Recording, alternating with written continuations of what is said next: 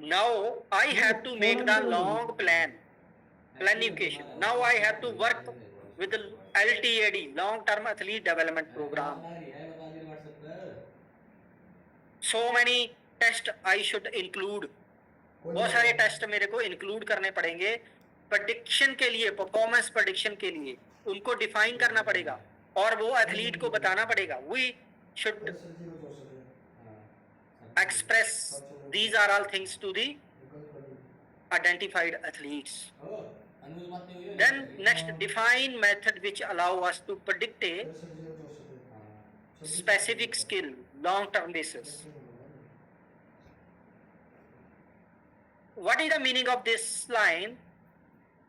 This line says whatever athlete we identified athlete, we have to express him or her about his specialty, in which event he or she can do best over a period of time, slowly. It is not like that today I selected and tomorrow I should tell the athlete, not tomorrow. No, it is not a one day process.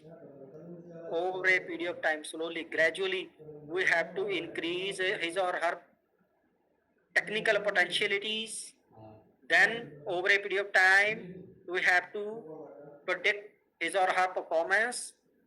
On the basis of that prediction, we have to express the particular athlete to tell her this are all the your event. Suppose वो कोई भी event हो सकता है, उसका बच्चे को हो सकता है कि मुझे लॉन्ग जंप करना है, उसको अच्छा लगेगा, हाँ ठीक है, लेकिन एज ए कोच आपको लग रहा है कि नहीं लॉन्ग जंप नहीं, इसको तो हाई जंप ठीक है, ये हाई जंप में इसकी परफॉर्मेंस, तो बच्चे को आपने बताना है.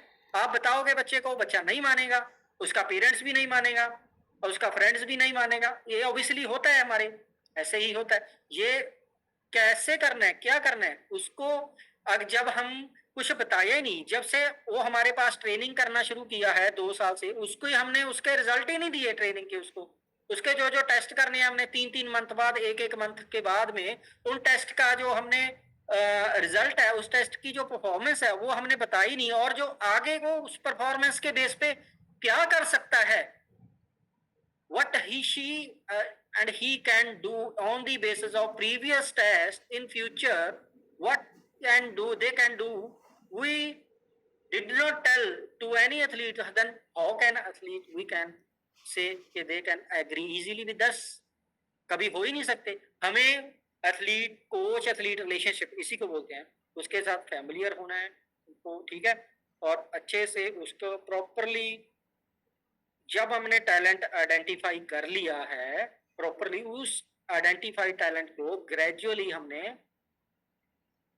परफॉर्मेंस को इंक्रीज करना है. वो तभी हो पाएगी अगर हम सिस्टेमेटिकली ट्रेनिंग प्रोवाइड करवाएंगे, facilities, okay, systematic training potentiality उसकी इंक्रीज करेंगे और टेस्ट लेंगे, और वो उसके बेस पे हम प्रेडिक्ट करेंगे next specific test, next specific skill.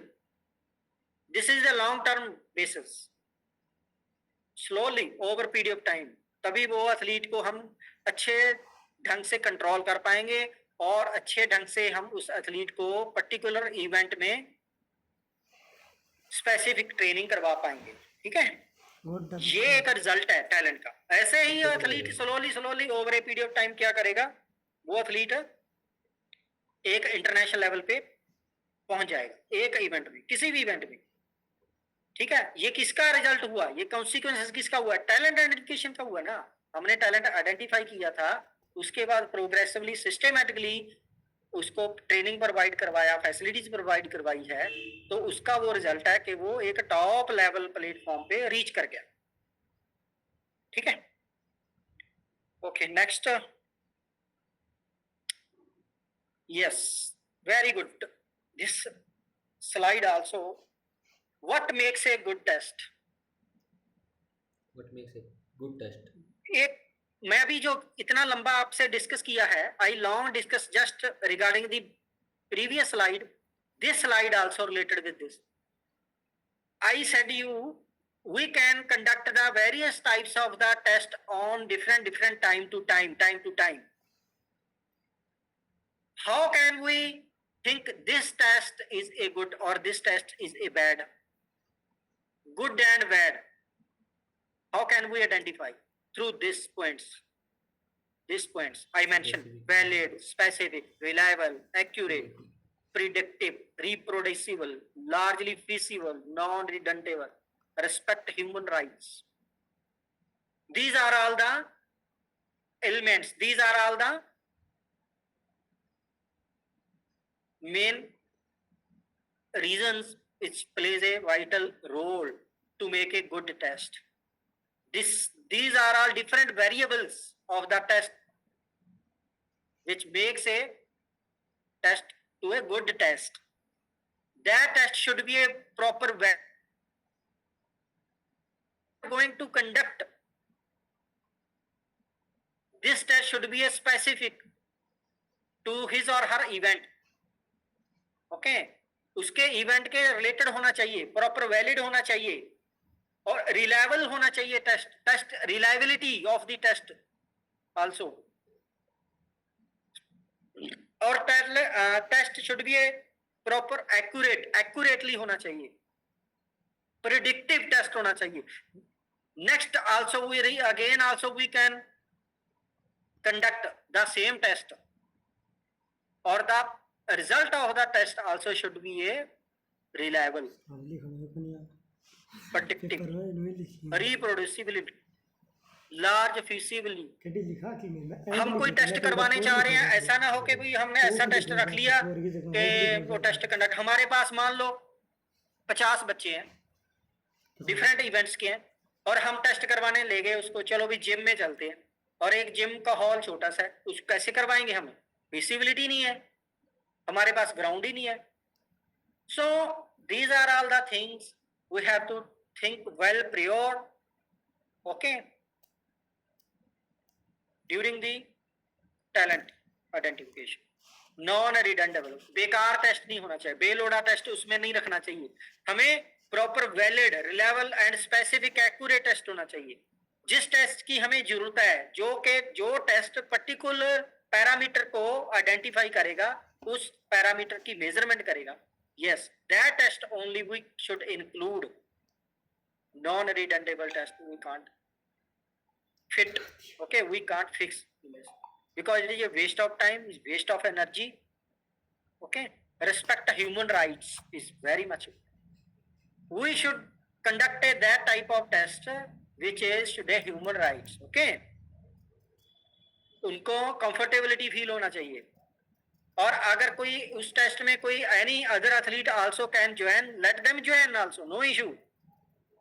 we can't say no you can't conduct, no you go from here, we are conducting the test, no, we have to arrange the camera also, we can conduct the test under the supervision of different multimedia and different other parameter and cameras हो सकते हैं वहां पे, और different mode of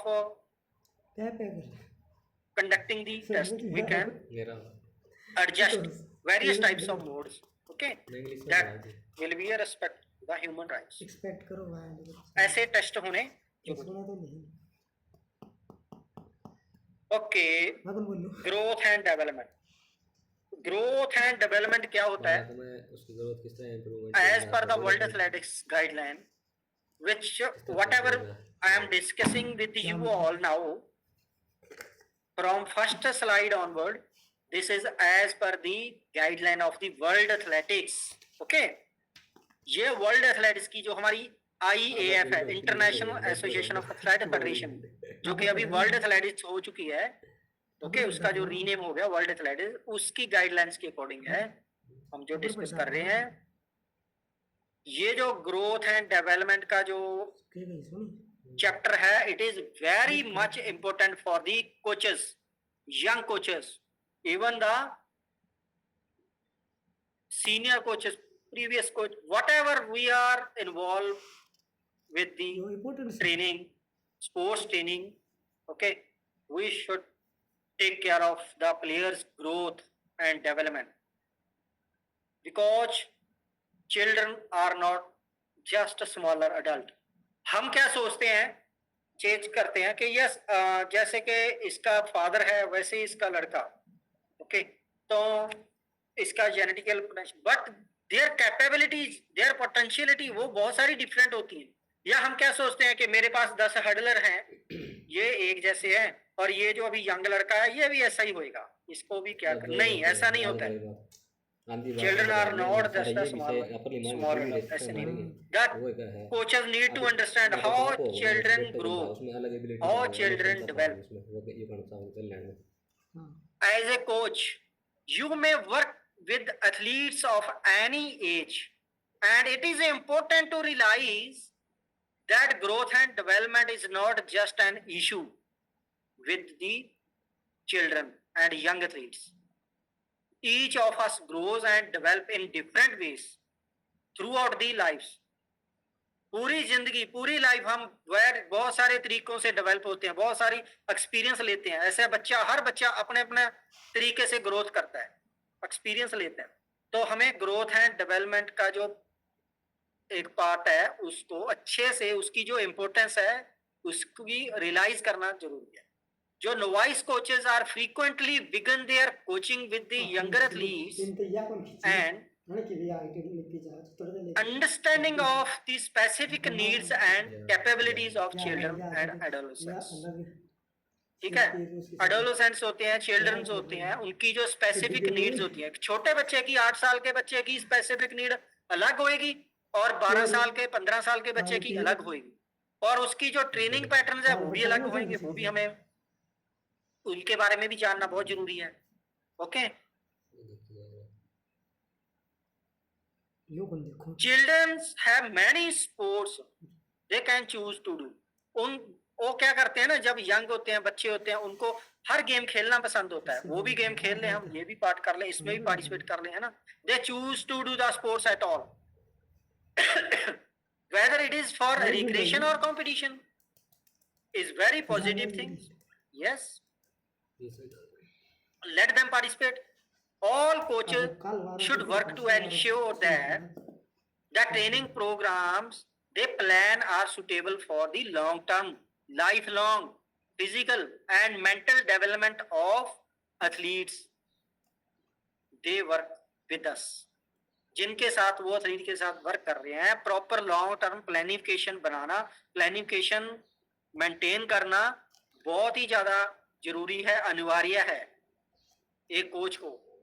ठीक है, good coaches know and understanding the many changes that take place from child to adult and structure their coaching to best suit the needs of the. क्या क्या एक चाइल्ड, एक बच्चा है 6-7 साल का है, उसके बाद उसने 16-17 साल तक उसने ग्रोथ करना है। जो उस 7 साल की एज से 16 साल की एज तक जो जो चेंजेस आए हैं, जो जो ग्रोथ हुई है, कैसे हुई है, क्या क्या उसका स्ट्रक्चर चेंज होगा, कैसे हुआ, उन जो प्रोपोर्शंस हैं चेंजेस के, ठीक है, उनके बारे में उस एज ए कोच हमें जानना बहुत जरूरी है। जैसे कि ये स्लाइड में भी अभी यहाँ मेंशन आपने रीड किया होगा, क्लियरली मेंशन किया हुआ है, you can see here now. ये ग्रोथ है फ्रॉम बर्थ टू अडल्ट, 1 साल से लेके ये अडल्ट तक का ग्रोथ। छोटा है बच्चा जब, यहाँ देखो, here cursor is moving, rapid growth in fancy and early childhood, बहुत जल्दी ग्रोथ होती है इसमें, और इस पार्ट में ज्यादा ग्रोथ होती है। Slow growth middle childhood, middle childhood में ग्रोथ है थोड़ी थोड़ी, वो स्टडी हो जाती है, थोड़ी सी स्पीड कम हो जाती है। फिर प्यूबर्टी पीरियड आता है, चाइल्डहुड पीरियड आता है, early childhood, middle childhood, late childhood, then puberty. In puberty age में फिर ज्यादा फास्ट ग्रोथ होती है, again rapid growth during the puberty. Okay, उस समय लेग्स में, in that time leg portion is अच्छा so एक साल fastly अच्छा फिर चालू हो जाए हमारा increase. की प्रोबेबिलिटी ग्रोथ हम लेग्स पाएंगे Then again चालू हो adolescence, जाए gradual slowing down of gradual in growth in adolescence until adult height is reached. जब तक वो adult नहीं हो जाता और वो एक पीक हाइट रीच नहीं कर जाता, तब तक उसकी जो ग्रोथ है वो स्लोली ग्रोथ होती रहती है. और जो ट्रंक पोर्शन है, जो टॉर्सो वाला ऊपर, ये टॉर्सो, इसमें ग्रोथ होती है. Okay,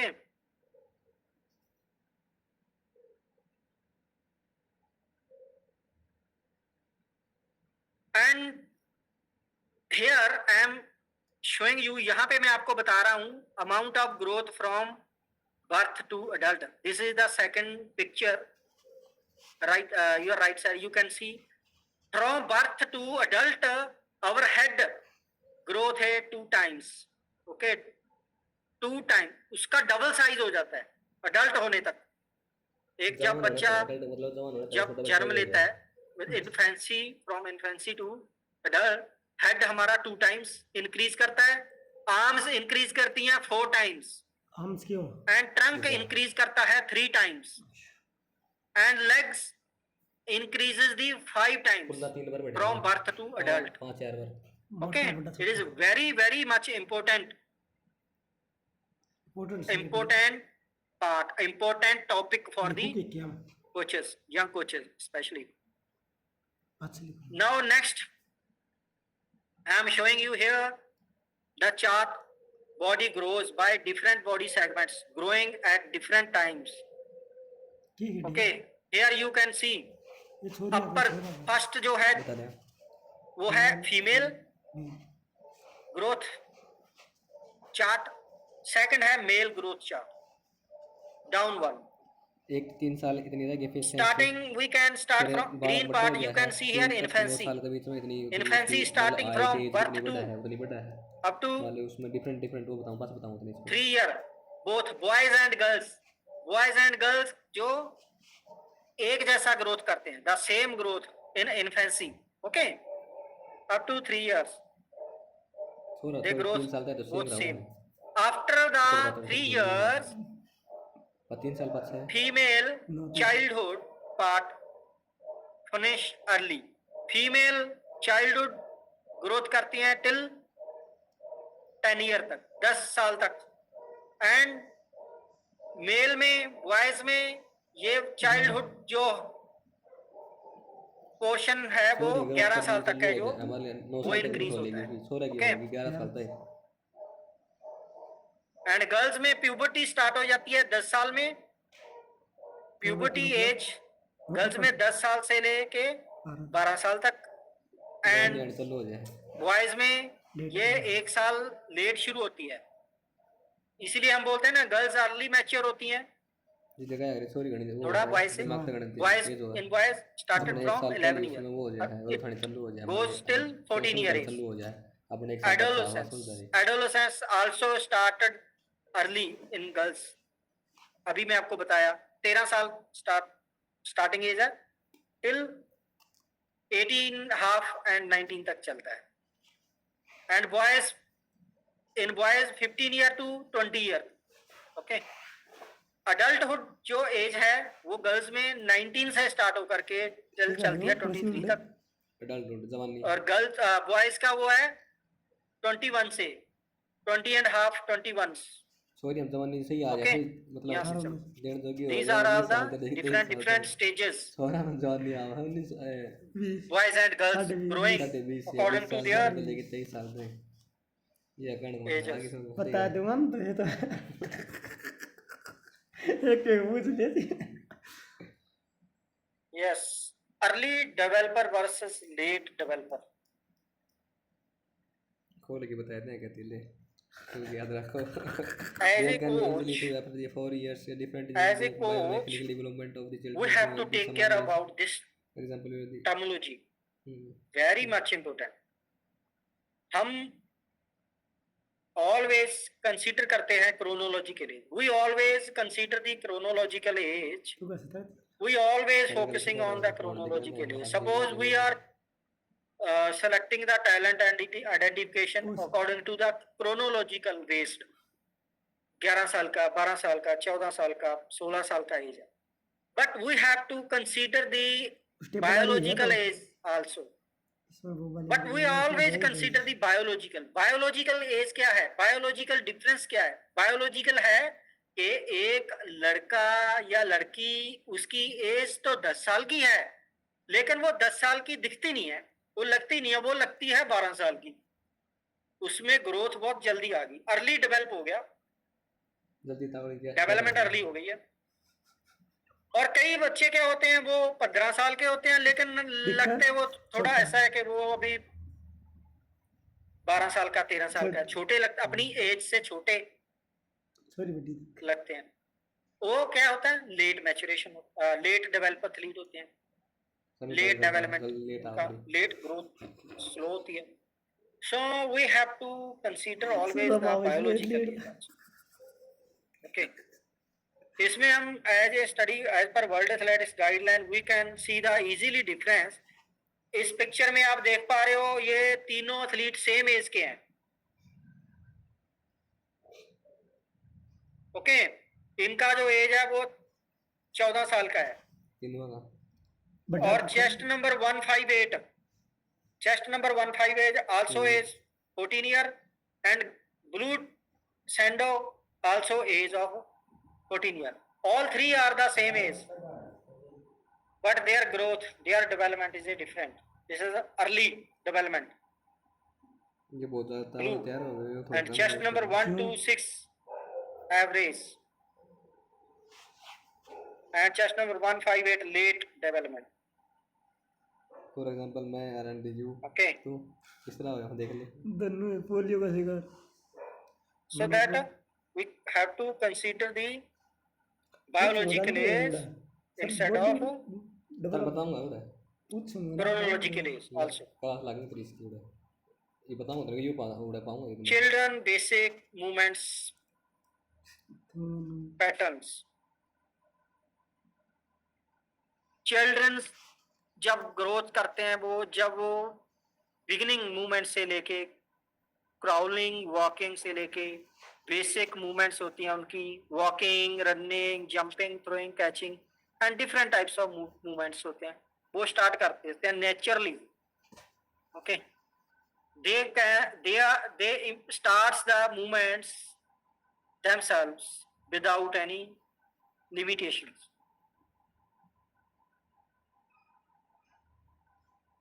At that time, the nervous system develops and mature over a period of time, slowly. At that time, the nervous system is not fully matured. slowly. समझ को नहीं है नु का है. राम तो मैं चोट कर. In this age, 2 से लेके 2, 3, 7, 8 साल तक एज होता है, इसमें क्या करते हैं, जब एथलीट बड़ी मूवमेंट करते हैं, बिग मूवमेंट, आर्म्स को रोटेशन करना, सामने up down like that movement, they can easily do. अगर हम उनको स्मॉल मूवमेंट बोलेंगे ना, छोटी मूवमेंट, ओके, तो वो नहीं कर पाएंगे. उनको बोलेंगे हाथ को, आप पूरे हाथ को लेफ्ट राइट घुमाओ, घुमाएंगे इजीली, सामने पीछे करेंगे.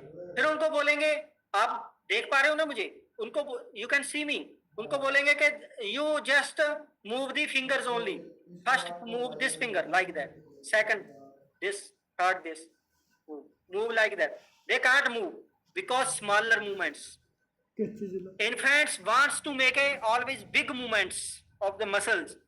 This is very easy for them, but they find it difficulty to make small, precise muscle movements because the nerve at that time, at this stage, the nervous system is not fully developed. Okay, at the age of up to 7, 8.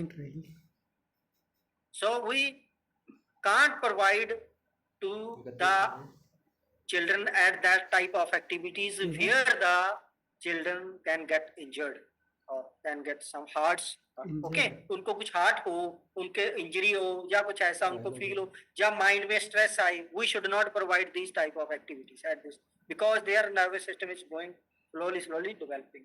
Okay changing. और क्या क्या उनको provide करवाना चाहिए ये हम आगे slowly आगे आने वाली स्लाइड में बढ़ेंगे। हम ग्रेजुअली इंक्रीज कर रहे हैं ये। Yes, development of Windows of opportunity and sensitive phase. Sensitive phase. At the birth, through infancy, a child's nervous system is in place but is not fully developed. मैं आपको बता ही दिया ये चीज पहले। As the nervous system develops and mature in childhood, it becomes capable not only of sending the clearly message down the nerves but also capable to sending the clear and more precise message down the nervous at the quicker and fast। जो childhood as में हो जाता है बच्चा, childhood as में, तो at that time वो slowly develop होना शुरू कर देता है और उस समय इतना फास्टली रैपिडली ग्रोथ करता है वो नर्वस सिस्टम और बहुत ही जल्दी वो मैसेज पास करता है और जल्दी रिएक्ट। हम बोलते हैं ना कि बच्चों का रिएक्शन पावर बहुत है, क्विकनेस, वो बहुत जल्दी रिएक्ट कर जाते हैं। बच्चे को आप कुछ भी बोलो वो जल्दी मान जाता है और बहुत जल्दी रिएक्ट कर जाता है वो, बिकॉज उसका जो नर्वस सिस्टम है बहुत जल्दी फ्लक्चुएट कर रहा होता है उस नर्वस तो वो okay that time immediately following this nervous maturation can be consider the windows of opportunity. उसी को बोलते हैं विंडोज ऑफ। उस समय एज ए कोच जो के छोटे बच्चे को जिसको हमने टैलेंट आइडेंटिफाई किया है, उस आइडेंटिफाइड एथलीट को उसका जो एज है उस एज में जब उसका नर्वस सिस्टम मैच्योरेशन फ्लक्चुएट कर रहा है, डेवलप हो रहा है फुली, तो उसको एक विंडोज ऑफ अपॉर्चुनिटी बोलते हैं। This is called the windows of sensitive phase. Immediately we have to catch, हमें उसका ध्यान रखना बहुत जरूरी है। In fact skill and speed are not only the components of fitness, they have windows of opportunity.